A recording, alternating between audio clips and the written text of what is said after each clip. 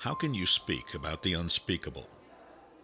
How can you express anger and grief without being consumed by the very same thing that is so awful that there are no words to describe it? This is how. This is the memorial to the murdered Jews of Europe.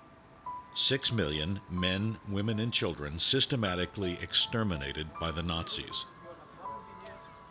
The memorial is in the heart of the German capital, Berlin. It's just a block away from the Brandenburg Gate near the German parliament, the Reichstag. It's next to the United States Embassy, and ironically, not far from the bunker complex, where the architect of this atrocity, Adolf Hitler, committed suicide as his Third Reich was coming to its bloody end in the spring of 1945. It took until the late 1980s for the German people to be able to deal with what happened to the Jewish people. A number of memorials were proposed. In 1997, this design was selected. The blocks, in varying heights, are arranged in a grid pattern.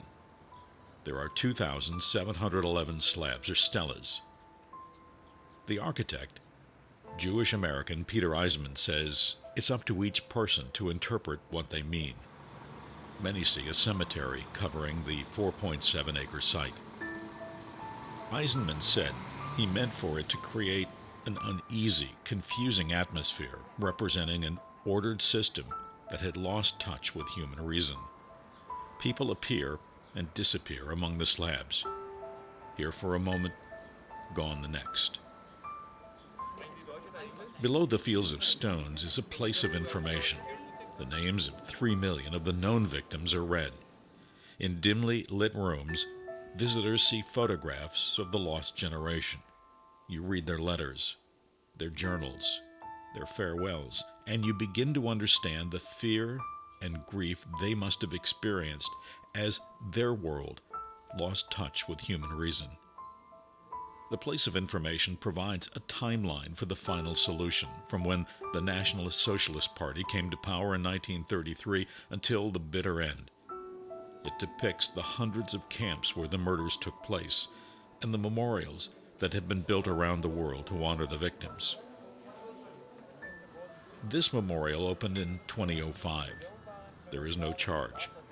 Visitors can walk among the stones 24 hours a day. Some critics say it's too much. They feel it represents a permanent condemnation and shaming of the German people.